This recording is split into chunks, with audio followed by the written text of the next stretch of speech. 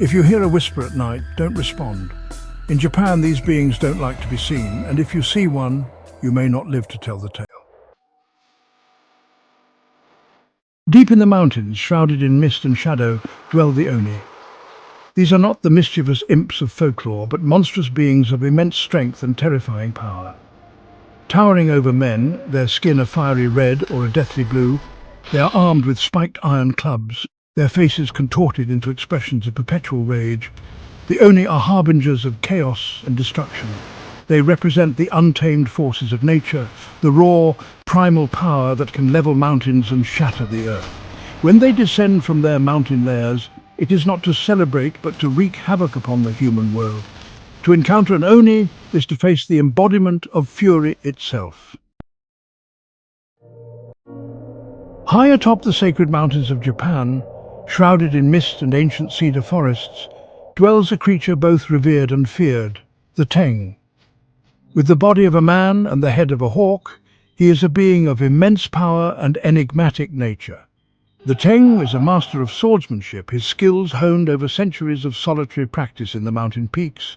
He is said to have trained the greatest samurai warriors, passing down his knowledge to those deemed worthy. But the Teng is also a creature of mischief and malice. He plays tricks on travelers, leading them astray in the dense forests, their cries for help swallowed by the rustling leaves. Lurking beneath the tranquil surface of Japan's rivers and ponds dwells a creature that belies the serene beauty of its watery domain, the Kappa. Resembling a cross between a monkey and a turtle, with a slimy, green-skinned body and a hollow depression on its head that holds water, the Kappa is a creature of both mischievous trickery and chilling brutality. They say the Kappa possesses superhuman strength, its grip strong enough to drag a man or even a horse to a watery grave. It is particularly fond of children, luring them to the water's edge with promises of games and treasures, only to snatch them beneath the surface, never to be seen again. The Kappa craves shirikodama, a mythical organ believed to contain the life force of its victims. So, should you find yourself wandering near the rivers of Japan, be wary of the tranquil waters. Deep within the ancient forests of Japan, where sunlight struggles to pierce the dense canopy and the air hangs heavy with the scent of damp earth and decaying wood, there stands a tree unlike any other, the Juboko, the Bloodthirsty Tree. From a distance, it appears no different from its brethren, its gnarled branches reaching towards the sky, its roots digging deep into the forest floor. But get closer, and you'll notice something unsettling, a sinister aura that seems to emanate from its very core, a silence that seems to absorb all sound around it. The Juboko was once an ordinary tree, but it has been twisted and corrupted by years of absorbing the blood and anguish of battlefields. Should you stumble upon a Juboko, beware. Its branches may seem to offer shade from the sun, but the moment you touch its bark, you'll feel its true nature. In the heart of Japan's ancient forests, where sunlight filters through a canopy of emerald leaves and the air hums with the whispers of unseen creatures, dwell the Kodama, the spirits of the trees.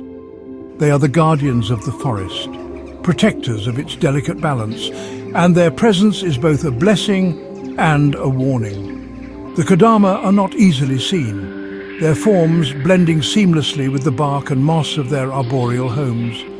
Some say they appear as balls of light, flitting silently through the undergrowth, while others describe them as humanoid figures, their bodies covered in bark and leaves, their eyes glowing with an otherworldly light. To hear the echo of a Kodama's voice, a high-pitched cry that seems to blend with the rustling leaves and the chirping of insects, is considered both a blessing and a curse. To harm a tree that houses a Kodama is to invite disaster. Imagine yourself in a traditional Japanese home, the soft glow of paper lanterns casting long shadows on the walls. You are a guest, enjoying the warm hospitality, the soothing sound of your host's voice as she pours you tea. But as you glance up, a chill runs down your spine. Her head is no longer attached to her shoulders. Instead, it floats near the ceiling, her eyes filled with a mixture of curiosity and malice, staring down at you. This is the Rokurokubi, the woman with the endless neck. By day she may appear as a normal human, indistinguishable from anyone else. But as night falls, her true nature is revealed. Her neck extends to unnatural lengths, slithering through the air like a serpent, her head swiveling, observing everything with an unnerving gaze.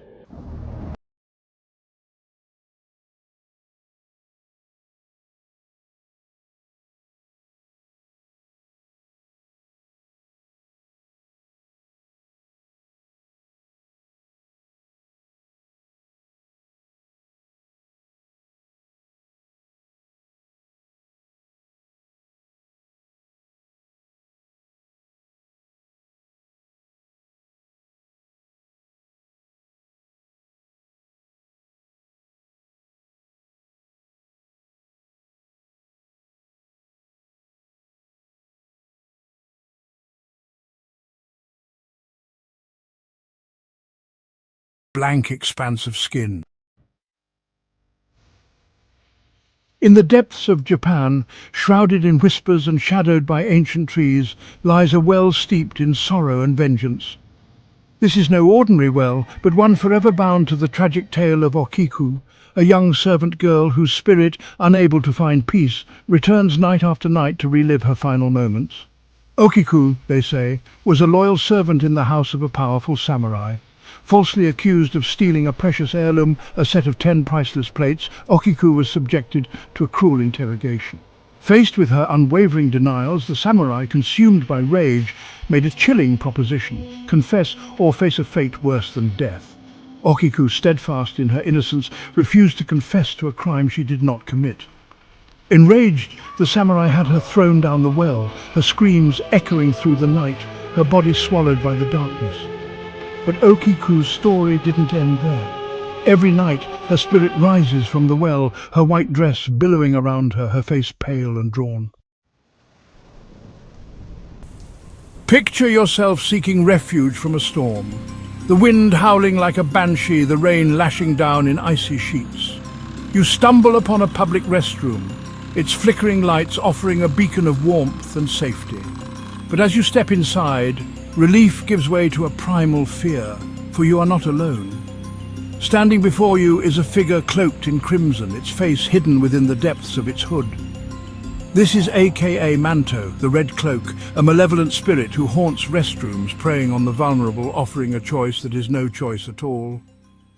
In a voice as smooth as silk, as sharp as a razor, he asks a simple question: Red Cloak or Blue Cloak? Death, in Japanese folklore, is not an ending, but a transition, a journey into another realm presided over by a formidable figure, Enma-O, the king of hell, the judge of the underworld. He sits upon his throne in the heart of Jigoku, the Buddhist underworld, a realm of fire and shadow, where souls are judged and destinies are sealed. Imagine yourself standing before Enma-O, your life's deeds laid bare before his piercing gaze. He is a towering figure, his face a mask of stern authority, his eyes burning with an otherworldly light. Beside him stand 2 fearsome creatures, the Shoki demons who record every good and bad action you have ever taken. Nothing escapes Enma-O's scrutiny. In the beginning, according to Japanese mythology, there was Izanami, the primordial goddess of creation and death. With her husband, Izanagi, she gave birth to the islands of Japan and the deities that inhabit them. But her story is not one of pure creation, but of love, loss, and a descent into darkness that chills the very soul.